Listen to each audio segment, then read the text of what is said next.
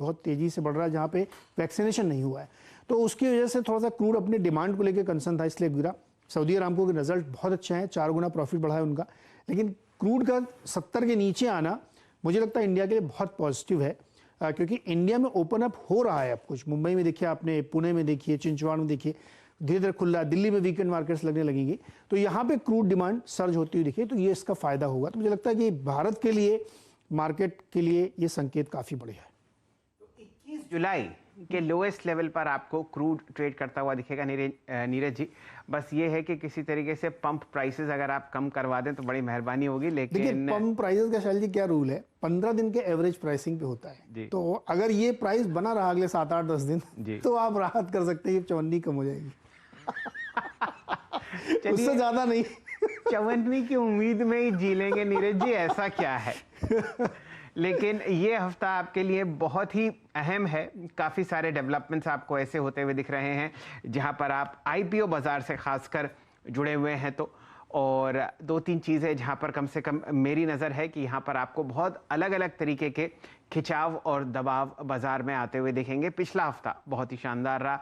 आपने निफ्टी में बहुत ही ज़बरदस्त मोमेंटम देखा, लगभग समझिए 2.6% हफ्ते के हिसाब से निफ्टी बढ़ा, और आपके सामने 3.2% के हिसाब से बैंक निफ्टी में आपको इजाफा आता हुआ दिखा। साथ ही साथ एक बढ़िया जो कंसोलिडेशन रेंज आपने लगभग 2-3 महीने देखी, वहां से दोनों इंडिसेस आपको ऊपरी सतह की तरफ निकलते हुए दिखे। यहां पर आपको एक अहम डेवलपमेंट ये देखना है कि क्या ये तेजी आपको चलती हुई दिखती है या यहां पर आपको हल्की सी कंसोलिडेशन या मुनाफा वसूली आती हुई दिखेगी। इस हफ्ते बाजार में 4 आईपीओज खुलते हुए दिखेंगे। आज सीमेंट कंपनी नुवोको और इंटरनेट स्टॉक कारट्रेड आईपीओ का दिन है। साथ ही साथ एक लिस्टिंग है रोलेक्स बेयरिंग्स की। ये आपके सामने सारा डेटा स्क्रीन पर चल ही रहा है। क्या क्या यहाँ पर आपको मोमेंटम आता हुआ दिखेगा। यहाँ पर नुवोको की तरफ से लगभग 5,000 करोड़ का आईपीओ आता हुआ दिख रहा है। प्राइस बैंड 560 और 570 के बीच में है। कार ट्रेड पर आपकी नज़र रहनी चाहिए, 3,000 करोड़ का आईपीओ है। लगभग समझिए 1,618 रुपये का आपको आईपीओ की प्राइसिंग आती हुई दिखेगी। और साथ ही साथ आप देखिए आज रोलेक्स रिंग्स की आपको लिस्टिंग होती हुई दिखेगी। ये कंपनी ऑटो एंसिलरी है और पिस्टन के ऊपर जो रिंग मजबूती से उस पिस्टन को इंजन के हेड के अंदर पकड़ के रखता है, ये कंपनी कुछ उस तरीके की चीज़ें बनाती है और बेयरिंग्स बनाती हुई दिखती है। 130 गुना आपको रोलेक्स रिंग्स का आईपीओ बढ़ता हुआ दिखा, लगभग 731 करोड़ रुपए जुटाए और इशू प्राइस यहाँ पर था लगभग 900 रुपये प्रति शेयर। एक इंटरेस्टिंग बात यह है और इस पर वीरेंद्र जी थोड़ी चर्चा करते हुए दिखेंगे। पिछले हफ्ते जो आपने मोमेंटम निफ्टी में देखा था, उसमें 10 ऐसे निफ्टी के काउंटर हैं जो आपको पिछले 5 सेशंस में 3 से 7.5% बढ़ते हुए दिखे। यहाँ पर या तो आपको मोमेंटम बढ़ता हुआ दिख सकता है निफ्टी में, क्योंकि अब कई ऐसे काउंटर्स हैं जो आपको नए रिकॉर्ड्स लगाते हुए दिख रहे हैं और कुछ ऐसे भारतीय एयरटेल जैसे जो आपको अपने पुराने रिकॉर्ड्स को ध्वस्त करते हुए दिखेंगे। तो ये हफ्ता आपके सामने है। साथ ही साथ एक बहुत ही पुरानी कंपनी हुआ करती थी, केमप्लास्ट सानमार। ये कंपनी दोबारा अपना आईपीओ लेके आई है। सन 2016 सन 2017 में इसकी डीलिस्टिंग हुई थी और अब आपके सामने 540 से 541 की रेंज में 3,850 करोड़ रुपए जुटाती हुई दिखेगी केमप्लास्ट सानमार। और एप्टस हाउसिंग फाइनेंस, ये आपको 2,780 करोड़ रुपए जुटाती हुई दिखेगी। 346 से 353 का प्राइस रेंज है। तो ये हफ्ता समर्पित है आईपीओस के लिए। 4 नए खुल रहे हैं और 4 पुराने जो पिछले हफ्ते आपको पैसा जमा करते हुए दिखे थे वो लिस्ट होते हुए दिखेंगे। उनमें सबसे पहले है रोलेक्स रिंग्स। वीरेंद्र जी, ये तो सूरत हाल है आईपीओ मार्केट का। बताइए बैंक निफ्टी में और निफ्टी में आपकी क्या स्ट्रैटेजी होगी। पहले निफ्टी की तरफ ध्यान देते हैं। बढ़िया मोमेंटम आपने पिछले हफ्ते देखा, 2.6% ऊपर निफ्टी बंद हुआ फ्राइडे को हफ्ते के हिसाब से। अब बताइए आज की रणनीति क्या होगी। जी हाँ शैल जी, देखिए लास्ट हफ्ते के 5 सेशंस में हमने बखूबी कमाल किया। देखिए हम गए करीब 15,817 से किस जोन तक गए, हम गए करीब 16,342 और उसके बाद 100 पॉइंट का रिट्रेसमेंट और एसजीएस निफ्टी के 50 पॉइंट और अगर आप निकाल दीजिए तो ये आपको करीब 150 पॉइंट का रिट्रेसमेंट नजर आएगा। इतने बड़े वर्टिकल राइज के बाद इतना रिट्रेसमेंट शैल जी बहुत ज़रूरी था और ये टेक्निकली स्ट्रक्चर को स्ट्रॉन्ग करता है, और इसलिए मैं बात कर रहा हूँ कि इट्स अ डिसेंट रिट्रेसमेंट है, इससे थोड़ा घबराने की जरूरत नहीं है। आज डेटा थोड़ा थिन है शैल जी, अगर आप देखें एफआईएस का डेटा थोड़ा थिन है, करीब 70 करोड़ रुपए की उन्होंने सेलिंग करी, 631 करोड़ रुपए की डीआईएस ने सेलिंग करी।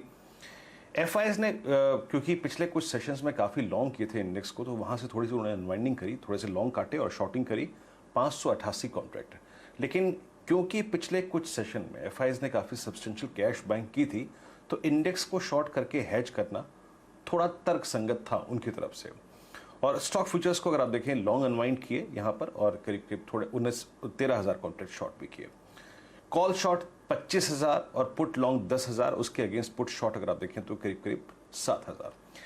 ये इंडिकेशन था कि एक सब्सटेंशियल मूव के बाद, एक बड़े मूव के बाद इंडेक्स थोड़ा सा सुस्ताने का और अपने आप में अगर आप देखिए अपनी स्ट्रेंथ को रिकलेक्ट करने के लिए वक्त देगा।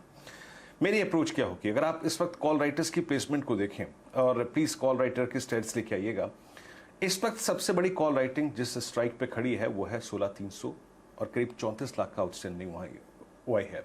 तो जैसे कि हमने शुक्रवार को प्री पॉलिसी रणनीति तय करी थी कि अच्छी स्ट्रेंथ, फ्रेश मोमेंटम आपके लॉन्ग ट्रेड्स में आएगा 16,330 के ऊपर, और एग्जैक्टली अगर आप देखें शुक्रवार को यही हाई था, बाजार ने उसको पार करने का दमखम नहीं जुटाया।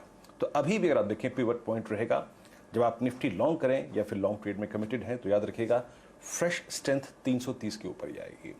नीचे क्या करें, देखिए फर्स्ट लाइन ऑफ डिफेंस जिसे कहते हैं ना, पहला अगर आप देखें सपोर्ट जोन जो आता है वो है 16,200 की पुट, जो कि 29 लाख का आउटस्टैंडिंग वाई होल्ड करती है। शैल जी, अभी इस स्ट्रक्चर पे, इन स्टेट्स के बीच में, इस बिहेवियर के बीच में मेरा अभी शॉर्टिंग का कोई थॉट नहीं है, और इतने अच्छे मूव के बाद इंडेक्स रिट्रेस होगा। पहला डिफेंस लाइन है 16,171। ये वो जोन है जिसके ऊपर आपको डिप्स को बाय करना है, और ट्रेड रेंज को खेलना है नीचे 16,171 और ऊपर 16,330। और अगर किसी भी सर्कमस्टेंसेस में, किसी अगर आप देखें इफ्स और बट्स में और डाउट्स में, अगर निफ्टी 16,171 वॉलेट करता है तो घबराइएगा मत। आप शॉर्ट टर्म के लिए अपनी अगर आप देखें बहुत जो 50, 60, 70 पॉइंट की पोजीशन है उससे निकल सकते हैं, लेकिन शॉर्टिंग का थॉट नहीं होगा।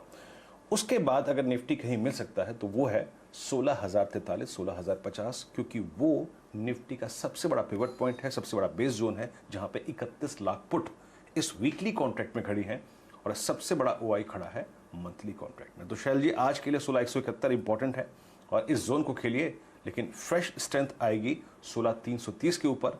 और एक और चीज शैल जी, HDFC समूह बहुत बाइंग अट्रैक्ट कर रहा है, स्पेशली HDFC बैंक, तो इस समूह पर और इन स्टॉक्स पर नजर रख के चलनी चाहिए। शैल जी चलिए, तो वीरेंद्र जी, हमेशा की तरह मेरा ध्यान है 16,330 पर। जैसे ही इसके ऊपर निकलेगा तो हम लोग और पोजीशंस मजबूत करेंगे। अब डायरेक्टर साहब आपको दिखाएंगे एक लंबी अवधि का चार्ट बैंक निफ्टी का। वीरेंद्र जी, इंडिसेस में पिछले हफ्ते अगर कोई टॉप परफॉर्मर था वो था बैंक निफ्टी। आपने लगभग समझिए कि 1100 अंक का इजाफा देखा हफ्ते के हिसाब से, 3.2% ऊपर। डायरेक्टर साहब, कोटक महिंद्रा बैंक और HDFC बैंक का भी चार्ट बिल्कुल ऐसा ही दिखा दीजिए। कोटक अग्रसर है 1800 की तरफ और HDFC बैंक अग्रसर है 1500 की तरफ।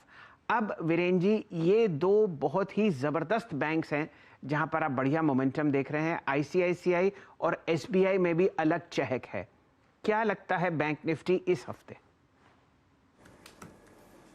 शैल जी, मैं इस तरीके से देख रहा हूं, क्योंकि जो लास्ट 350 पॉइंट का बैंक निफ्टी में रिट्रेसमेंट था, उसके पीछे एक कारण था। उस रिट्रेसमेंट से पहले, उस अगर आप देखें गिरावट से पहले, SBI थोड़ा थक चुका था पोस्ट अर्निंग्स, और ICICI बैंक थोड़ा थक चुका था क्योंकि बहुत बड़ा मूव दिया। लेकिन एक स्ट्रक्चरल शिफ्ट हो रहा है बैंक निफ्टी में। ICICI बैंक थोड़े से कंसोलिडेशन के मोड में जा रहा है, SBI थोड़े से कंसोलिडेशन के मोड में जा रहा है, लेकिन वो स्ट्रेंथ जो पहले इनके पास थी वो अब HDFC बैंक में नजर आ रही है, वो नजर आ रही है इंडसइंड बैंक में, वो नजर आ रही है कोटक महिंद्रा बैंक में। तो इस बदलती थीम पे थोड़ा सा नजर रखिए और थोड़ा सा सुस्ताने का वक्त दीजिए SBI को और ICICI को। जहां तक बात है इंडेक्स की, निफ्टी बैंक की, इसने अगर आप लास्ट वीक के गेंस को कैलकुलेट करें तो इसने करीब करीब मूव दिया शैल जी 34,644 से, आप समझ लीजिए कि 36,221। ये लगभग अगर आप देखें 1800 पॉइंट का स्विंग था, ये कोई मामूली बात नहीं है। इसके बाद हमें एक डिसेंट रिट्रेसमेंट की जरूरत थी, और आप समझ लीजिए कि इस वक्त दो चीजें हो रही हैं। अगर आप कॉल राइटर्स को देखें तो 36,000 पे और 36,200 पे, इन 200 पॉइंट्स के बीच में ये हमारा एसबीआई के नतीजों के बाद का लगा हाई भी है और ये कॉल राइटर्स का सबसे बड़ा जोन है। और नीचे इतने बड़े अच्छे पुल बैक के बाद जहां पे पुट राइटर कंफर्टेबल है, आप देखिए आपकी 35,500 की पुट में करीब 9 लाख का आउटस्टैंडिंग वाई खड़ा है। तो हमें शॉर्टिंग का थॉट तब तक नहीं लाना है जब तक 35,500 या फिर 35,000 का बेस वॉलेट ना हो जाए। और 35,500 स्पेशली जहां पे 9 लाख पुट खड़ी हैं शैल जी, इसके ऊपर मैं बैंक निफ्टी में बायर रहूंगा। मैं लास्ट 2 कैंडल्स को एक डिसेंट रिट्रेसमेंट मानता हूं और फ्रेश स्ट्रेंथ, नई तेजी और बड़ी शॉर्ट कवरिंग स्विंग अगर कहीं आना है तो वो होगा शैल जी 36,200 के ऊपर। तो थोड़ा सा इन 2 लेवल्स पे ध्यान दीजिए, 35,500 और ऊपर 36,200 का जोन। लेकिन एचडीएफसी और कोटक और इंडसइंड बैंक शैल जी इस वक्त प्रिफर्ड चॉइसेस रहेंगे within the bank Nifty. Shail ji, over to you. चलिए, तो एचडीएफसी बैंक, कोटक और इंडसइंड पर आपको ध्यान देना है। कोटक में ध्यान रखिए, बहुत शानदार मोमेंटम आपने देखा, 1650 का लो